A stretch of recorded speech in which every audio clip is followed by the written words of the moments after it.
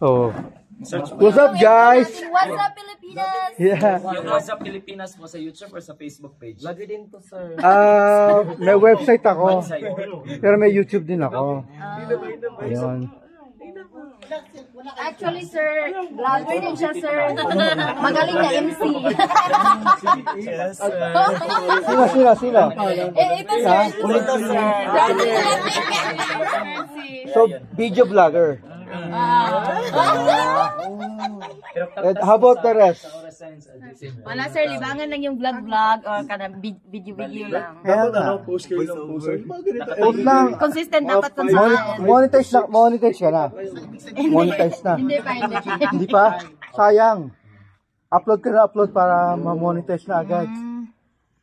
Yan, para kumikita ng extra. Di ba? Ang laki na naman. Malaking dolyar na nakikita yan.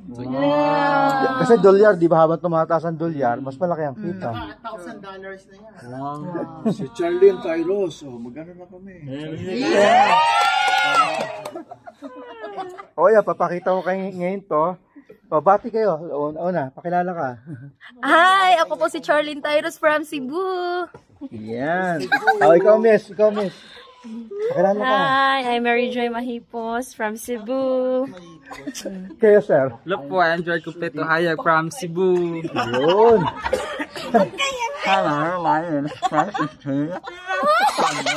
Next. Ako si Aizal Andibor from Asturias. Yun, Asturias. Yan po, andyan po sa Cebuanong Bisaya. Next. Hi po, I'm Shannon Pedra from Cebu. Yun, next. Hi po, I'm Marjo from Toledo, Cebu. Yes. And then? Ako po si Apple Kinator, taga Arpili, Isog na Bisaya. Next. Hi po, I'm Lynch Pedrajas from Negros. Negros. Ay, shout out lang para sa aking mga kamag-anak sa Manila. Mamaya ka, ending. Ay, ako po si Kevin Lanya and you can visit my page, Unix Squared. Follow po kayo doon. Yun. And then the youngest of all. Hi, ako po si Rich, Tanga Maynila. Ayun. Agricultural and business engineering. Ha? Agricultural Investiture? Business engineering. Teka. Anong trabaho nun? Sa bali, Aswat pala. Ano trabaho after? Hindi, agriculturist. kami yung nagpaplano, kami yung nagpo-provide, yun po. Tapos sabi nagtatanim tayo, kumakanta tayo ng magtanim. Ay, di biro. Gawin natin yung isa yun. Balik kami, gusto ko ba namin. Pampalay naman yun eh. Ibig sabihin, you're into the technology of farming. May kilala kasi ako, anyway, siya, third year pa lang siya. Kinuha na siya ng Del Monte. Sa Cebu. Tapos, nung graduate siya, tinutukan na siya. First job, 100,000. First job, monthly. Oo. Tapos ngayon, nandun siya sa sa Del Monte head office sa Netherlands. Buong family. Pabalik-balik na dito sa Philippines. 275,000 plus accommodation, etc. Ito yung course nyo. Kaya hindi totoo na walang trabaho ang agriculturist. Malaki. Actually, yung time namin, kukonti lang kasi ang kumukuha ng agriculture course. Sa UP? Oo, sa UP. Actually, nag-i-enroll na, sabihin na natin sa 10. It's either 2 o 1 na lang naiiwan. Kaya si Del Monte ang ginagawa niya, tinututukan niya. Third year pa lang. Actually, third year pa lang may trabaho na siya. May alagi Del Monte sa Bukidnon. Sobrang laki ng Kalapan. Grabe kalapan. Grabe kalapan. Pag ka doon, pag engineering ka, my God, ang laki. Ang laki talaga. Gawa kayo na profile nyo, names, tapos yung mga email address. Yung pwede siguro ayun, since tigulang na kami gig, so pwede namin kayo maano siguro. Kasi kaya ako sinasabi, kasi ngayon na Kasi bibihira nga eh. Yung Mga buong family nagpapakamatay niya sa nandun na sa agriculture, di ba? Yun lang. Tapos pabalik-balik na siya dito. Kasarap ng Ang ginagawa niya lang, Japes, gawa ka nun? Profile niya. tinitignan lang yung yung pinya. Gather ko po yung profile namin. Tinitignan. Oo, kasi siya eh, engineering course. Technically, parang technician siya ng Del Monte. Eh, akala nyo, ang dami nagiging problema ng pinya. Yan. Tapos yung Apelido technology. ko yan, Peña Flor. Yung technology, kung paano nila ginagawa. I-connect lang. Yun nga, Flor. Ang ganyan ang segue niya eh. Segue mo talaga, oh. Anyway, so kaya ako may ganun kasi, pero ako kasi idea ko talaga, hindi ako mag-ibang bansa. Parang ayun lang. Pero yung kasi siya, ang galing niya. Nagdala niya yung buong family niya, tapos ngayon, even yung mother, yung buong family nila, back and forth, libre, lahat. Pag umuwi sila dito, 1 month, bayad siya. Yung benefits, sobra. Oo, kaya hindi totoo walang trabaho agriculture. Hindi totoo. Ako nung pandemic, naka-invento ako ng liquid fertilizer. Ang gamit niya, sir?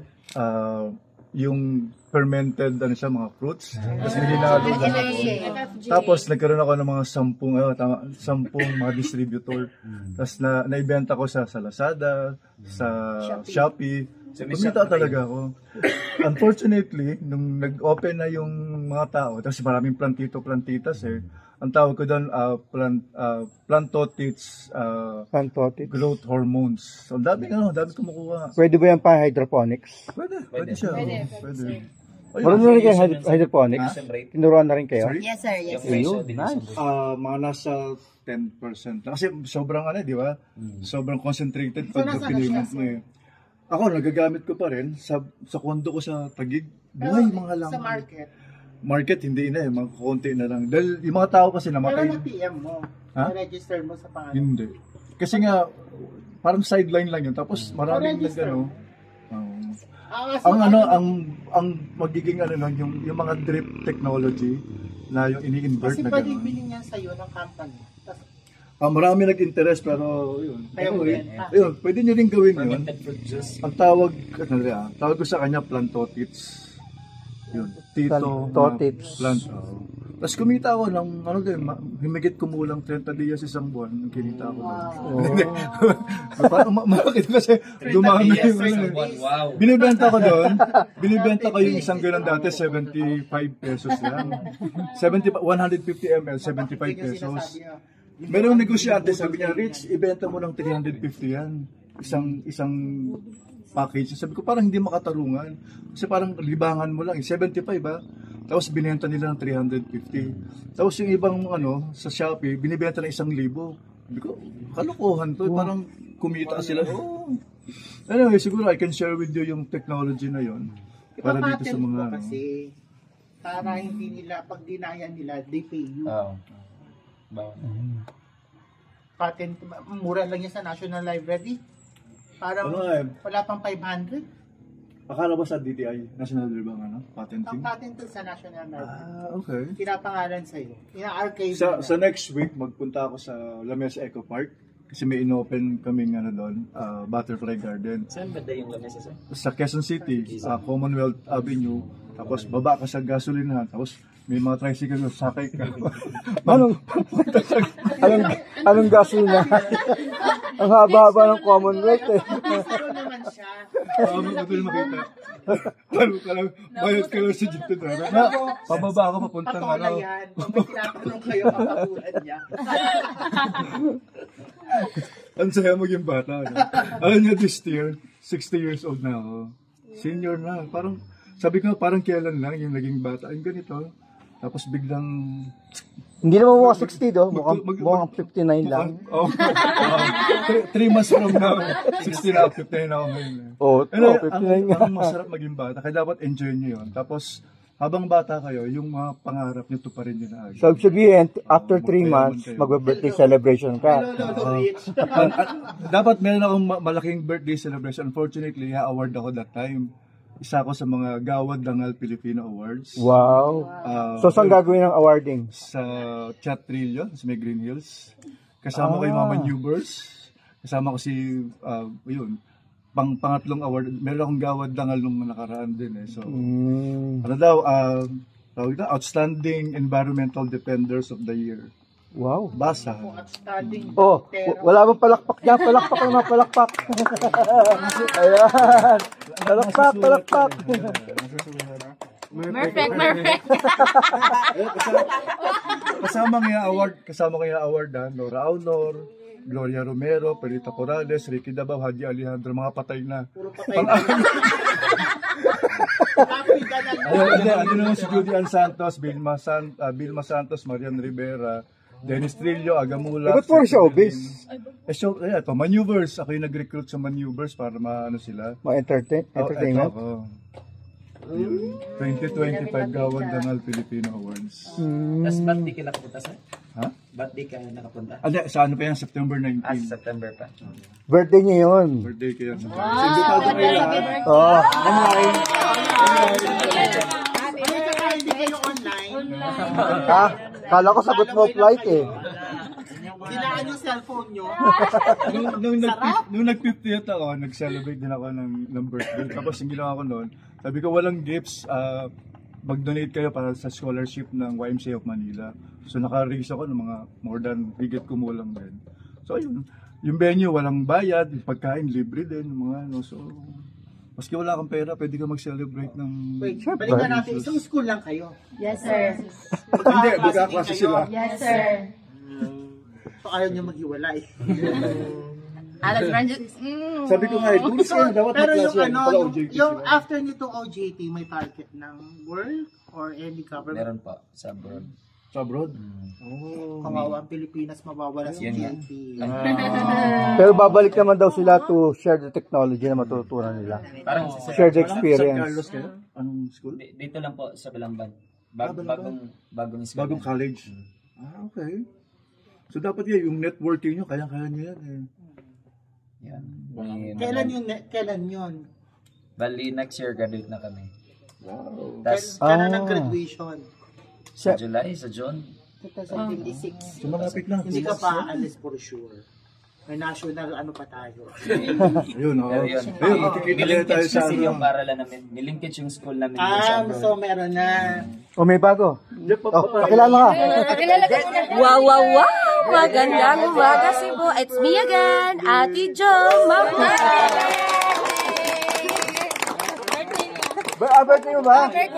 O asan na handa? Ikaw ayaw, sayaw. O perform. Perform.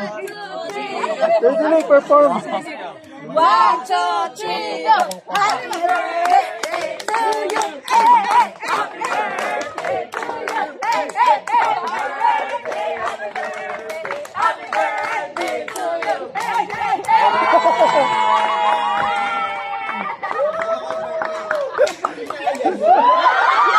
Ayaw rin ni Dave yan!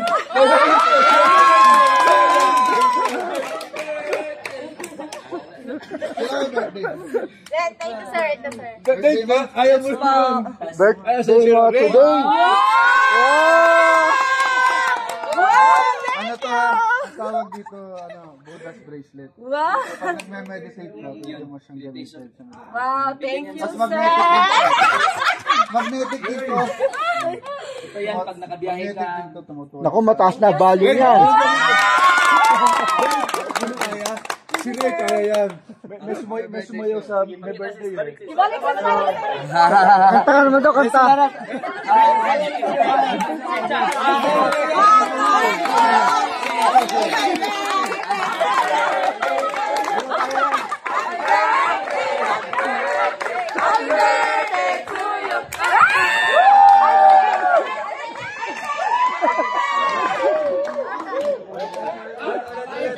Wala kayong may late.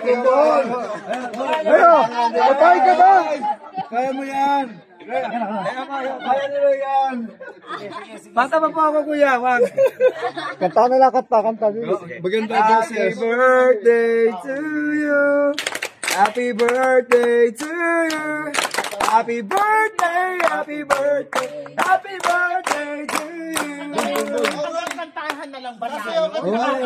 Kanta sa akin. Sana ano pala no? Sana nagpalasada tayo ng cake. Alam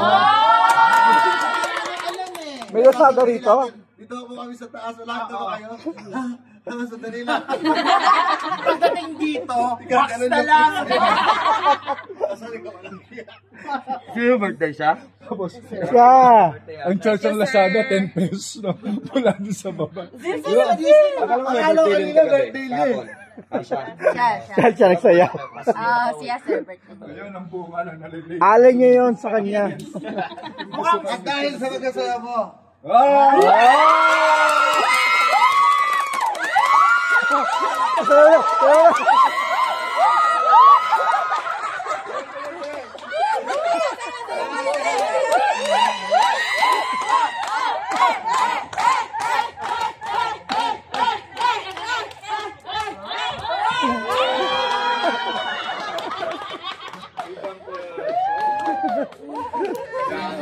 Ano pangalan mo? Francis. Okay ah. isa kang alamat, Francis. Para yan sa pag-aapon at pag-aalab ng laban para sa kaligtasan.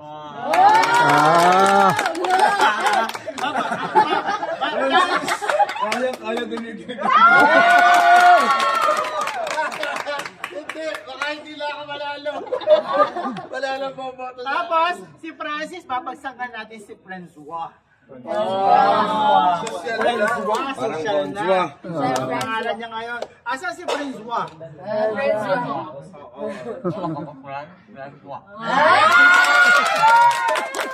May bagong pangalan, Francois. Humigal ako. Mainit na, sige lang. Balik ka. Hindi na tayo makakapunta sa taas. Sa taas? na lang. Oo, sa baba. Wala na, late na. Abutan na kami ng ano. There's always a next time kasi magpa-falls kami. Tonight will be the night that I will falls for you.